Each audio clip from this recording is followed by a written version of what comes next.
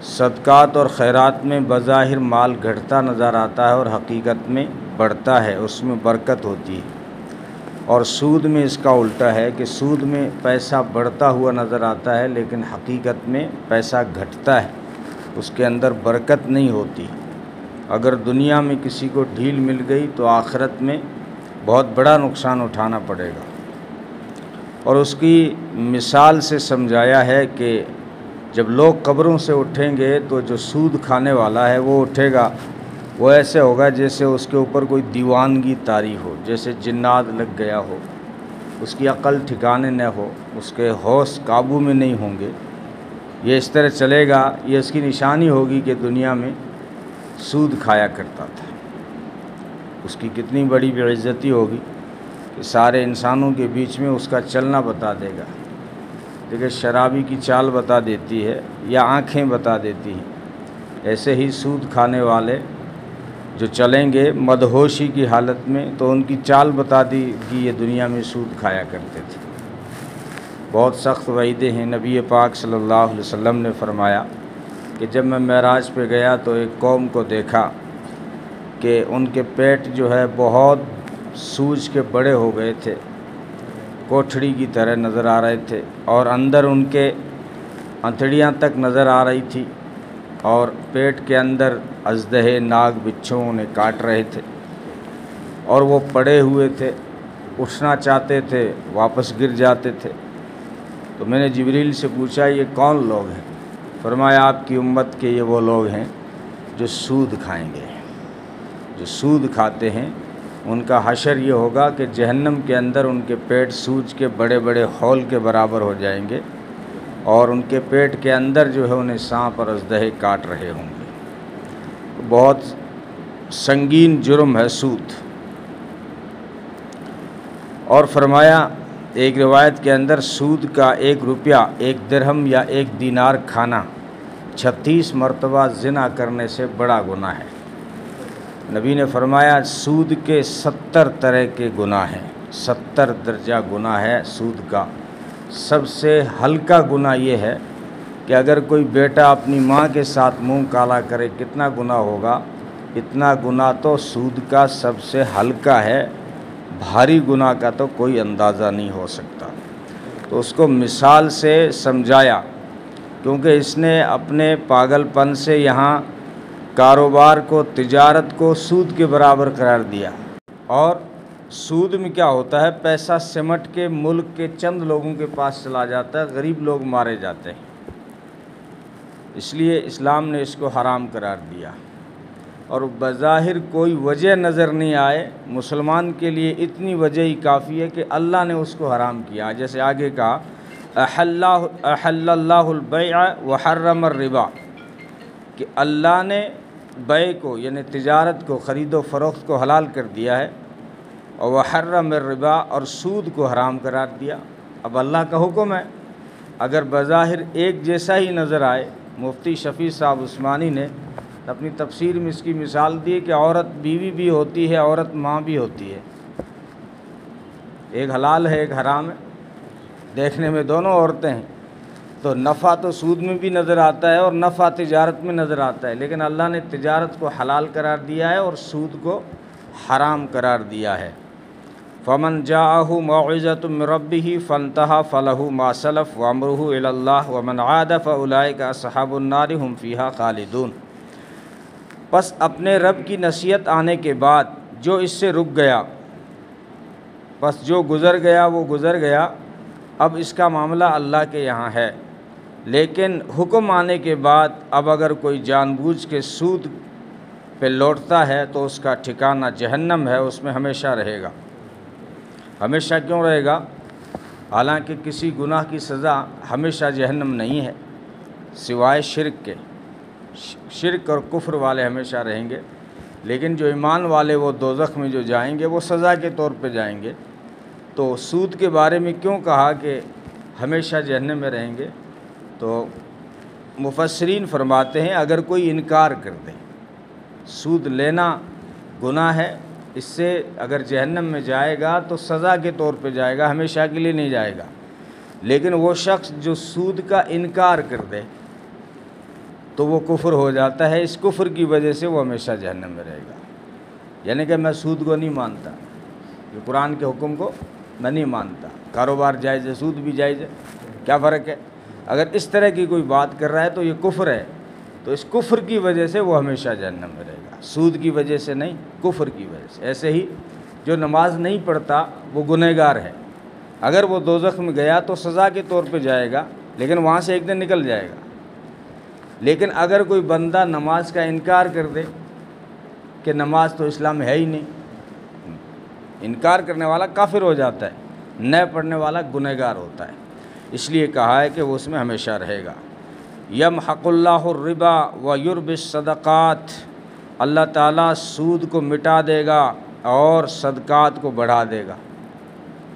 تو پوری دنیا کو چیلنج ہے، آج بینکیں امریکہ کی اس لیے سودی کاروبار سے ڈوب رہی ہیں، وہ دھیرے دھیرے اس بات کا ریسرچ کر رہے ہیں کہ کس طرح اسلامک سسٹم لایا جائے بینکوں میں، تاکہ بینکوں کا ڈوبنا جو ہے بند ہو۔ سود بظاہر یوں لگتا ہے کہ دنیا میں بڑھ رہا ہے، لیکن سود کیا ایک جگہ جا کے جمع ہو جاتا ہے، ملک کے اندر 4-5 لوگ بڑے مالدار ہو جاتے ہیں، کروڑ پتی، اور پھر ساری پبلک ماری جاتی ہے۔ تو اس کا تجربہ اب دنیا والوں کے سامنے آ رہا ہے۔ اللہ نے قرآن میں کہہ دیا تھا میں سود کو مٹا دوں گا۔ مٹانے کا مطلب یہ ہے کہ اگر وہ مالدار بن بھی گیا تو رزلٹ ملے گا۔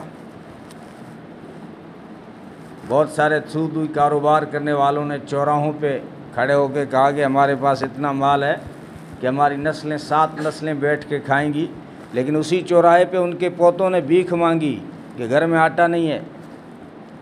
سود کو میں مٹا دوں گا اور صدقات کو بڑھا دوں گا۔ صدقات خیرات سے بظاہر مال نکل رہا ہے، لیکن اللہ کہہ رہا ہے میں بڑھا دوں گا۔ اگر یہ مالدار نہیں ہوا تو اس کی اولاد میں ایسی برکتیں دوں گا کہ دنیا حیران رہ جائے گی، یار تو لاری کھینچنے والے کا بیٹا تھا، آج اتنا بڑا مالدار بن گیا۔ مالدار بن گیا کہ لاری والے نے کبھی صدقہ کیا تھا، اللہ نے اس کو بڑھا دیا۔ یا اگر دنیا میں اس کا رزلٹ نہیں ملا تو اللہ قیامت کے دن جو ہے صدقات کا وہ اجر دیں گے کہ جو ہے اس کو بڑھا دیں گے، جنت کے بڑے درجات ملیں گے، اور سود کا کتنا بھی بڑا کاروبار ہو اس کو قیامت کے دن چونکہ کوئی اس کی نیکی قبول نہیں ہوگی، اس لیے اس کا تو سب مٹ جائے گا۔ یعنی حرام مال سے اگر اس نے صدقات خیرات کیا بھی ہوگا تو حرام مال سے صدقہ خیرات قبول نہیں ہوتا نا۔ زکوٰۃ جو فرض ہے وہ بھی حلال مال پہ ہے، حرام مال پہ نہیں ہے۔ اگر حرام مال سے کوئی زکوٰۃ بھی دے اور صدقات اور خیرات بھی کرے تو وہ قبول اللہ کے یہاں قابل قبول نہیں ہے۔ آگے فرما رہے ہیں ان الذین آمنوا وعملوا الصالحات واقاموا الصلاۃ وآتوا الزکاۃ لهم اجرهم عند ربهم ولا خوف علیہم ولا هم یحزنون۔ جو لوگ ایمان لائے اور نیک عمل کیے اور نماز کو قائم کیا اور زکوٰۃ کو ادا کیا تو ان کے لیے ان کا اجر ہے ان کے رب کے پاس، ان کو قیامت کے دن نہ خوف ہوگا اور نہ وہ غمگین ہوں گے۔ یا ایھا الذین آمنوا اتقوا اللہ وذروا ما بقی من الربا ان کنتم مؤمنین، اے ایمان والو اللہ سے ڈرو، جو باقی ہے سود میں سے وہ چھوڑ دو اگر تم ایمان والے ہو تو۔ فَإِن لَّمْ تَفْعَلُوا فَأْذَنُوا بِحَرْبٍ مِّنَ اللَّهِ وَرَسُولِهِ، پہلے تو پیار سے سمجھایا ایمان والو اللہ سے اگر ڈرتے ہو تو سود کو چھوڑ دو، لیکن اگلی آیت میں دھمکی دے رہا اللہ، فَإِن لَّمْ تَفْعَلُوا فَأْذَنُوا بِحَرْبٍ مِّنَ اللَّهِ وَرَسُولِهِ، اگر تم سود نہیں چھوڑو گے تو اللہ اور اس کے رسول کی جنگ ہے تم سے۔ اب کوئی ہے جو اللہ سے جنگ کا مقابلہ کرے؟ اور اپنے محبوب کا بھی نام ساتھ میں لے لیا کہ جو سود کو نہیں چھوڑے گا اس سے جنگ ہے اللہ اور اس کے رسول کی، کیونکہ گنہگار آدمی کے قیامت کے دن اگر کوئی سہارا ہے تو محمد رسول اللہ ہے۔ یعنی بندے کی کوشش ہوگی کہ محمد رسول اللہ میری سفارش کر دیں، میرا کام بن جائے، کیونکہ سب سے بڑے شافع وہ ہوں گے قیامت کے دن۔ یہاں تک کہ فرمایا کہ آدم کو بھی اگر سایہ ملے گا تو میرے جھنڈے کے نیچے۔ اتنا بڑا مقام دیا جا رہا ہے، تو ہو سکتا ہے سود کھانے والا بھی کوشش کرے کہ میری سفارش ہو جائے۔ اللہ نے اپنے محبوب کا نام بھی ساتھ لے لیا کہ سود کھانے والے سے صرف میری جنگ نہیں، میرے محبوب کی بھی جنگ ہے۔ کتنی بڑی سخت دھمکی دے دی، اگر تم سود نہیں چھوڑو گے تو اللہ اس کے رسول کا جنگ ہے، اور اللہ جس سے جنگ کرے وہ کامیاب ہو سکتا ہے کیا؟ نہیں، دونوں جہاں میں کامیاب نہیں ہوگا، کیونکہ اللہ سے اس نے لڑائی مول لی۔ اور اگر تم توبہ کر لو تو اصل مال تم کو ملے گا، تم پہ ظلم نہیں ہوگا اور نہ تم ظلم کرنے والے ہوں گے۔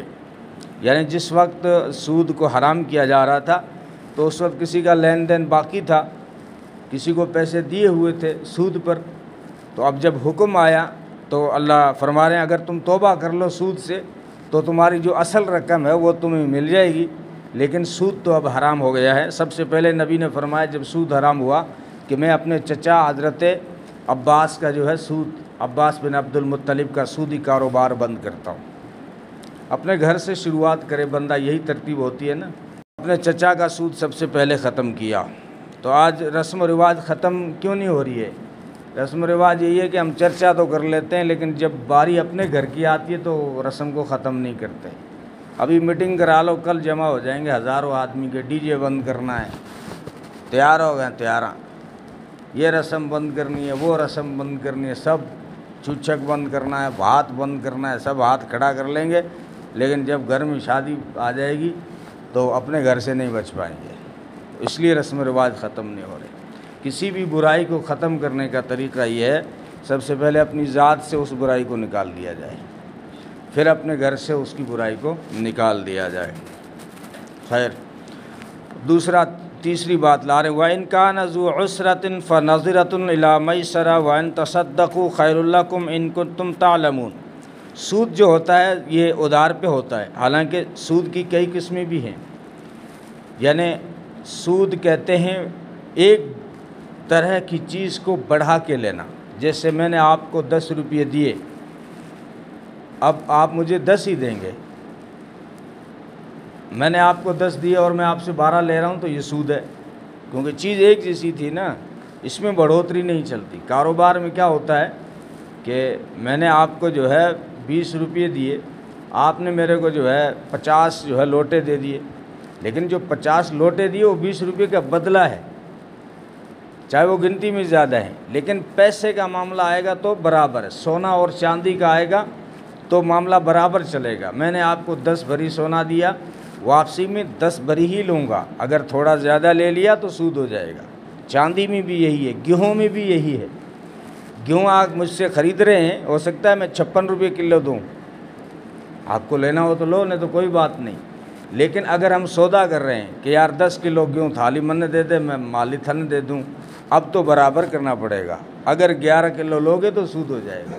یہی کھجور میں ہے، یہی گیہوں میں ہے، یہی سونے اور چاندی میں ہے، یہی پیسوں میں ہے، یہ سود ہے، اس کو یاد رکھنا۔ لیکن ایک عام طور پہ جو سود ہوتا ہے وہ یہ ہوتا ہے کہ تم جو ہے 50,000 روپیہ میرے کو دے دو، میں جو ہے 6 مہینے کے بعد لوٹاؤں گا تو 60,000 لوٹاؤں گا، یہ سود ہے۔ یہ عام سود تھا عرب کے اندر بھی۔ تو فرمایا اب دوسرا حکم لا رہے ہیں تاکہ یہ برائی ختم ہو، کیونکہ ادھار سے سود کی شکل نکل آئی ہے نا، تو کہہ رہے ہیں کہ اگر ادھار لینے والا کوئی غریب ہے، تنگ دست ہے، تو اس کو تم مہلت دے دو۔ وَإِنْ كَانَ ذُو عُسْرَةٍ، اگر کوئی تنگ دست ہے، غریب ہے، آمدنی نہیں ہے، تو تم اس کو مہلت دے دو۔ وَإِنْ تَصَدَّقُوا خَيْرٌ لَكُمْ، اور اگر تمہیں اللہ نے دے رکھا ہے اور اس قرض کو کچھ حصہ معاف کرو تو تمہارے لیے بہت بہتر ہے۔ آخرت کے اعتبار سے کوئی فرض حکم نہیں ہے، بلکہ اسلام نے ایک آخرت کے بھاؤ بتائے ہیں۔ قیامت کے میدان میں ایک شخص کو بلایا جائے گا حساب کے لیے، تو وہ کہے گا میرا کیا حساب لوگے، میرے پاس تو کچھ ہے نہیں، نیکی تو ہے نہیں، میں تو کاروباری آدمی تھا، مجھے کوئی نیکی کرنے کا ٹائم نہیں ملا۔ اللہ فرمائیں گے مایوس مت ہو، تیری نیکی ہمارے پاس ایک محفوظ ہے، تو جا جنت میں۔ کہ اللہ کیا نیکی ہے؟ اللہ فرمائیں گے تو خود یاد کر، کیا تیرے پاس کوئی نیکی ہونی چاہیے؟ وہ کہے گا اور تو کچھ نہیں، میری ایک عادت تھی، میں کاروباری آدمی تھا، اگر کوئی ادھار مجھ سے لے جاتا، مالداروں کو تو میں مہلت دے دیتا تھا، کوئی غریب اگر لے جاتا ادھار تو میں معاف کر دیتا تھا۔ اللہ نے فرمایا یہی نیکی ہے جس کو ہم نے قبول کیا اور آج تیرا کام بن گیا۔ تو فرمایا اگر مہلت دو کوئی غریب ہے تاکہ سود ختم ہو، یعنی ادھار کسی کو دیا ہے، آپ مہلت دے دو، یعنی 6 مہینے میں نہیں دے پا رہا ہے تو 60 مہینے کا ٹائم دے دو، تاکہ قرآن چاہتا یہ ہے کہ سود ختم ہو۔ وَاتَّقُوا يَوْمًا تُرْجَعُونَ فِيهِ إِلَى اللَّهِ، ڈرو اس دن سے جس میں تم لوٹائے جاؤ گے اللہ کی طرف، یعنی قیامت کے دن سے۔ ثم توفیٰ کل نفس ما کسبت وہم لا یظلمون، اس دن ہر شخص پورا پائے گا جو اس نے کمایا اور کسی پہ ظلم نہیں ہوگا۔